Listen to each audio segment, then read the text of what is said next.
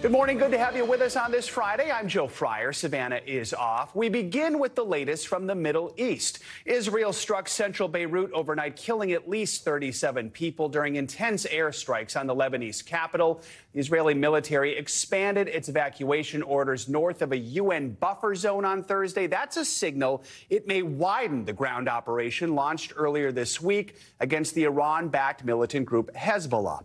Healthcare workers warned an apocalyptic situation is mounting across Lebanon. They say more than 1.2 million people have been displaced and are living on the streets, and more than 1,300 have been killed. NBC News international correspondent Matt Bradley joins us now from the Lebanese capital with more. Matt, good morning. So as Israel ramps up airstrikes, the ground operation seems to be expanding as well. Tell us more about where things stand this morning. Yeah, I mean, this is a really threatening development, as you just mentioned, Joe. Now they're talking about, or the Israelis are giving warnings to villages and towns north of the Litani River. Now, the reason why that's significant is because the Litani River has been kind of a marker for this buffer zone that the Israelis and the Lebanese and Hezbollah had agreed to all the way back in 2006 with a resolution called 1701 from the United Nations, saying that Hezbollah needed to withdraw north of the Litani River. And it's thought to be kind of a border zone between where Israel would be launching some sort of ground incursion. Now it looks as though with that announcement that they want to clear some of that area north of the Litani River, that they could move their operations further north than they have in the past, or threaten areas further north. Even as you mentioned, they're continuing to bombard Beirut, the capital, and really points throughout the country. Joe. So, Matt, the U.S. and other countries are working hard to evacuate their citizens. We know hundreds of thousands of people have been displaced. So how are those evacuation efforts going, and just how are people on the ground coping? Yeah, I mean, those evacuation efforts, as you mentioned, they're ongoing. People are trying to get to the airport and buy commercial tickets themselves, but that can cost thousands of dollars because really, we have a front row seat here to the airport. The only planes really that we're seeing, with few exceptions, are MEA. That's Middle East Airlines. That's the Lebanese national carrier. All of the other flights have been canceled. But I have to tell you, we've been astonished to see that even as this neighborhood right here, Dahia, behind me, has been bombarded repeatedly, we're still seeing planes landing at the airport right next to it. So there are still flights, but with limited seats. And so those prices are skyrocketing. And we've heard from the U.S. that in the past 2 days, there's been as many flights, 2 flights, that have been essentially chartered by the U.S. government, trying to get people out. They're still making people pay a certain amount of money, about $200, maybe a little more than $200 to get onto those flights. But the U.S. has made this very clear over and over again for the past year. They don't want to have to help thousands of American citizens who have disobeyed advice that they should leave immediately. So a lot of the people who are still here are holdouts who knew very well from the U.S. government that they needed to leave, and the U.S. government is now helping them. Joe? And Matt, we know the Israeli military has assassinated several top members of Hezbollah's leadership in recent weeks. So these latest strikes, how are they affecting the militant group? Yeah, well, the Israelis said that they had targeted a man named Hashem Saifuddin. This is a man who was thought to be, or is thought to be, the successor of Hassan Nasrallah, who was killed just 1 week ago today in a huge series of blasts in central Dahia. And that, again, is this neighborhood right here that we're looking at, and that has been the subject of repeated Israeli bombardments over the past more than 2 weeks. Now, this man hadn't taken his position. He was just widely seen as the successor because actually Hezbollah hasn't convened its leading council in order to select a successor. We don't know whether he's dead. Hezbollah hasn't confirmed, and I've reached out to them. They haven't said whether or not he's been killed. But the Israelis seem to believe, or they said that they were targeting him along with several other top leaders of Hezbollah. It looks like we're seeing a systematic effort by the Israelis to go through and kill top members of Hezbollah and other anti-Israeli, sometimes Palestinian groups, in an effort to basically say we're not going to be cutting off the head of the snake and watching it growing back. This time, Hezbollah is going to be dying where we kill it. All right. Matt Bradley in Beirut. Matt, thank you so much. Monday will mark 1 year since the October 7th attack on Israel by Hamas. Around 250 hostages were kidnapped by Hamas and other militant groups that day. More than 100 of those hostages were released as part of a ceasefire deal last November. The NBC News Digital documentary team recently sat down with 4 of them to discuss how life has changed since the war began. Here's a clip from that documentary. I was in Gaza for 51 days. I was in captivity for 54 days. הוחזקתי בשבי 51 ימים. הייתי 55 ימים בשבי החמאס. A surprise attack beginning with thousands of rockets. Hamas confirming it has taken an unconfirmed number of hostages. The first group of 24 hostages released by Hamas after a fragile ceasefire took effect. I was in a complete shock for weeks before I really understood that I came back. Since the 7th, it's like I've been taken away. I don't even look at myself in the mirror because I'm not here. I haven't come back. I'm still in Gaza. In the evenings, those are the times that I allow myself just to cry. Cry because nobody's going to look at me and say, poor thing, she said again. Or bring me a tissue. I don't want anybody to bring me a tissue. I just want to feel. וכל מה שהייתי עושה פעם, אני כבר לא עושה. כבר לא פאש, זה המקצוע שלי. אני קונדיטורית. היום אני כבר לא, אני לא מסוגלת כרגע להתעסק בזה. למה אני כן השתחררתי והם לא? למה אני כן יכולה לחבק את אמא שלי והם לא? זה דברים בסיסיים. למה אני יכולה לדבר מתי שאני רוצה והם לא? למה אני צריכה להרגיש שאני חופשייה והם לא? Most of us, the vast majority of us, wants this to end because we want to start to heal and to go on. זה סיוט שכל פעם אומרים שיש עסקה ואין עסקה. לא חשבתי ששנה שלמה אנחנו נהיה באותה מצב. איך הם עוד שם, שנה של לשאול את עצמי שאלות וגם לנסות לקום מזה, ממה שעברתי, לנסות לטפל בעצמי, אבל אין באמת אפשרות עד שהם לא חוזרים כולם. And you can watch the full digital documentary featuring these 4 freed hostages at NBCnews.com. Back here in the United States, thousands of dock workers on the East and Gulf ports are set to return to work following the biggest port strike in decades. The union and port operators announced a tentative agreement on wages and said they extended a deadline for bargaining until January 15th. The move ends a strike that could have had crippling economic ripple effects, at least for now. Port operators had been under pressure from the White House to boost their pay offer to workers and land a deal. Later in the show, we're going to sit down with an expert for a closer look at one of the sticking points in the negotiations, automation, and we'll examine what this means for workers in all types of industries going forward. Turning to the race for the White House, Vice President Kamala Harris continues her Midwest blitz today, traveling to Battleground, Michigan. Just yesterday, she made a pitch to Republicans and independent voters in Wisconsin, with Republican Liz Cheney by her side. Former President Trump heads back to Georgia for another tour of the damage caused by Hurricane Helen after he rallied supporters in Michigan. NBC News correspondent Alice Barr has the latest from Washington. Good morning. The candidates are stepping up the pace on the campaign trail. Former President Trump refocusing on the Hurricane Helene storm zone as Vice President Harris looks for supporters from across the aisle. Former President Trump heads to Georgia today to again survey devastation from Hurricane Helene as Vice President Harris travels to Michigan after rallying in Wisconsin alongside former Republican Congresswoman Liz Cheney. I have never voted for a Democrat, but this year I am proudly casting my vote for Vice President Kamala Harris. Cheney voted to impeach former President Trump over his role in the January 6th Capitol attack. Vice President Harris appealing to other Republicans to back her, arguing the former president cannot be trusted. He who violated the oath to uphold the Constitution of the United States of America. And make no mistake, he who, if given the chance, would violate it again. That after a new special counsel court filing asserts former President Trump should not be immune from prosecution for his efforts to overturn his 2020 election loss. The former president calls the filing political. This was a weaponization of government. Rallying in Michigan last night, he doubled down on false claims of a stolen election. It was a rigged election. You have to tell Kamala Harris that's why I'm doing it again. If I thought I lost, I wouldn't be doing this again.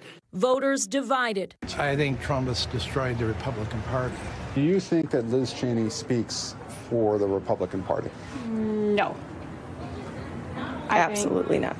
Americans weighing the impact of the last election as they prepare to vote in the next.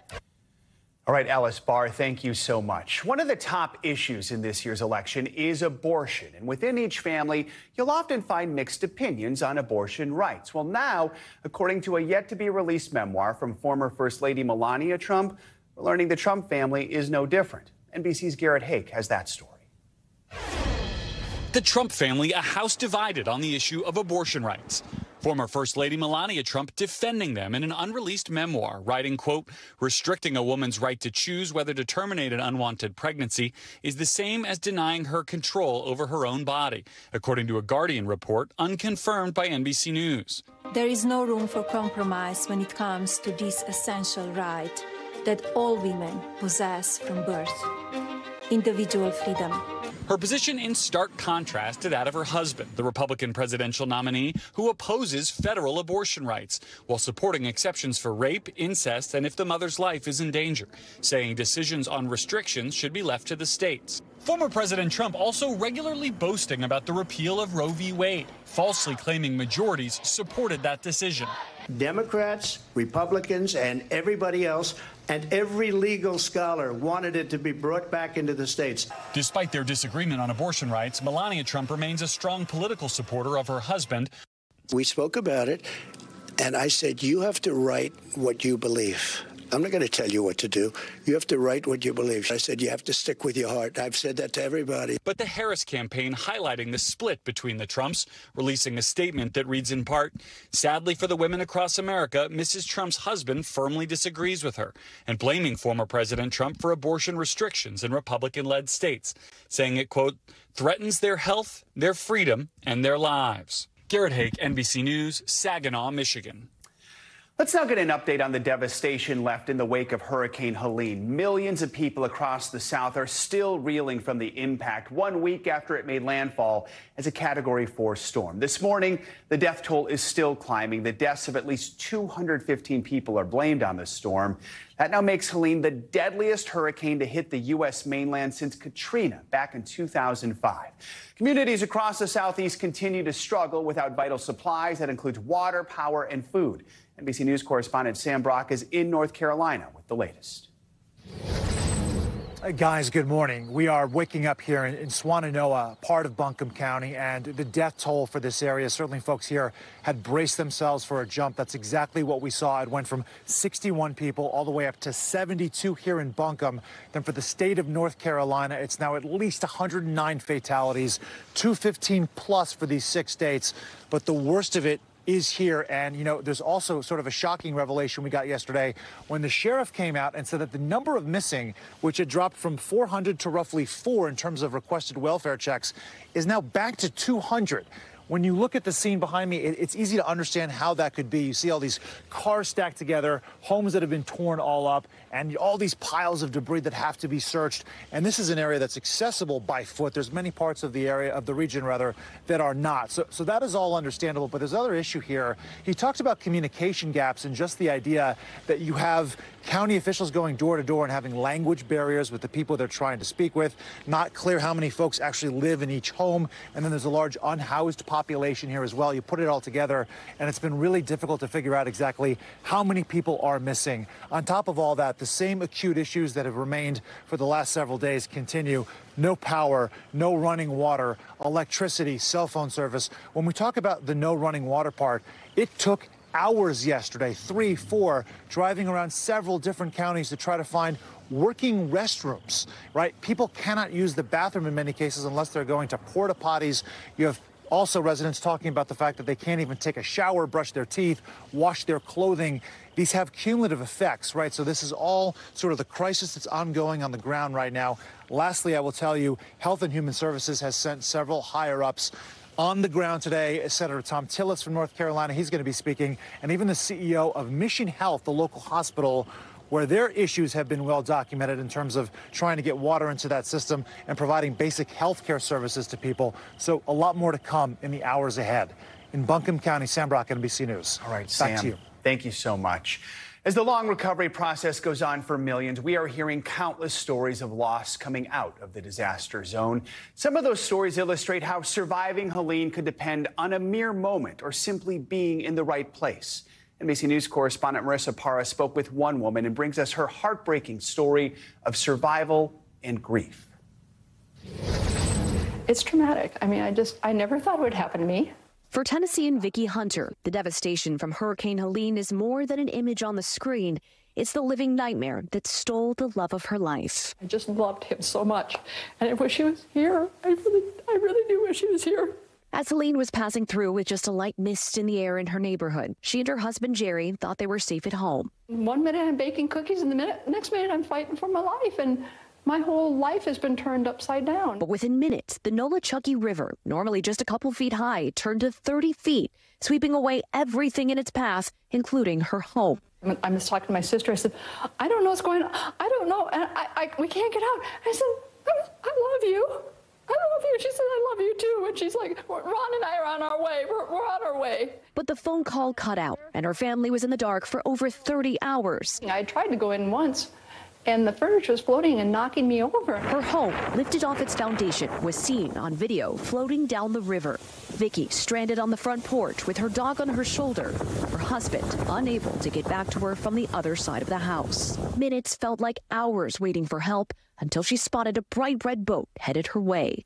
The rescue crew would blow a whistle, and I would scream help. I would scream help. And about the time that they came around, probably 20 feet away, I could see the red front of that rubber boat.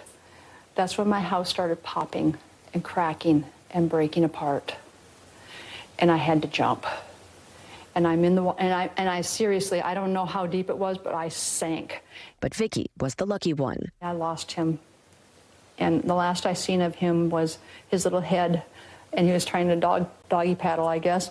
And I'm like going, oh my God. And I looked at the rescue crew and I said, can we save my little dog? And he says, we have to save you. Could you hear Jerry on the other side? No. I did not know. Like, when the rescue crew brought me ashore, that's when they told me. Her husband of 14 years was never seen alive again. Jerry tried to get back to me, and he jumped in the water. And someone said, can he swim? And I said, yes, about as good as he can dance, 1 foot over here and 1 foot over there. I don't know that I've ever seen him swim. So he went in and never came back up. Her story among the hundreds here she hopes doesn't get lost. I know, I mean, life won't be the same. And I want help for the other neighbors. I mean, I want the other neighbors to get help with their homes. I want them to be able to rebuild. I want my neighborhood back. We are thinking of Vicki and her family and her community. Our thanks to Marissa Parra for that report. All right, let's bring in NBC meteorologist Angie Laskin. She's tracking some record-breaking heat out west. Angie, good morning. Hi, good morning, Joe. Happy Friday to you. We've got another kind of incredible day of heat across the Southwest specifically, but much of the country is running above normal for this time of year. But those alerts, they are up for 29 million people. They stretch from San Francisco down to L.A. out towards Phoenix as we gear up for another day where we've got triple digits for folks there. But again, it's not just parts of the West. It's the plains and the Midwest that are going to see temperatures in the 80s and in the 90s today and for the extended period. We've also got the Northeast running a little warmer than normal. That jet stream is going to stay to the north. So unfortunately, we are kind of stuck in this pattern here for at least the extended period, specifically out west. Here's some of the records that we could take a run at this afternoon in Phoenix, 110 degrees. The record for the state, 105. We've got 102 on par for Las Vegas, and that would be the record that is currently set for today of 100 degrees. And this goes on and on. San Jose, Bakersfield, all running above normal for this time of year. But notice Phoenix specifically. Yesterday marked 10 straight days in a row where they beat their record high temperature. Guess what? Today will be likely the 11th. And unfortunately, if you're looking for a break from the heat, it doesn't look like we're going to get one for at least another 5 to 6 days. Notice Saturday, Sunday, Monday, 108 degrees. The previous record sitting somewhere between 104 and 105 for those dates. So likely for Phoenix, again, we'll continue this streak of really warm temperatures at least until next week. Potentially down the line, we could see some changes, but it doesn't look like we'll have much relief in the picture. As far as the middle of the country goes, 80 for Minneapolis today, Omaha at 93, Wichita at 93 degrees. These temperatures are well above normal for this time of year. Even Chicago into the mid-70s isn't typical for October in Illinois. Charlotte, you'll end up into the low 80s Sunday and Monday, and finally back to those mid-70s by the time Tuesday rolls around. We'll see our temperatures go from the mid-70s on Monday in New York, Joe, to Tuesday into the mid-60s. So there is some fall air in the picture, but unfortunately for the Southwest, doesn't look like a whole lot of relief anytime soon. They could use that soon. Thank you, Angie. Appreciate it. Thanks for watching. Stay updated about breaking news and top stories on the NBC News app or follow us on social media.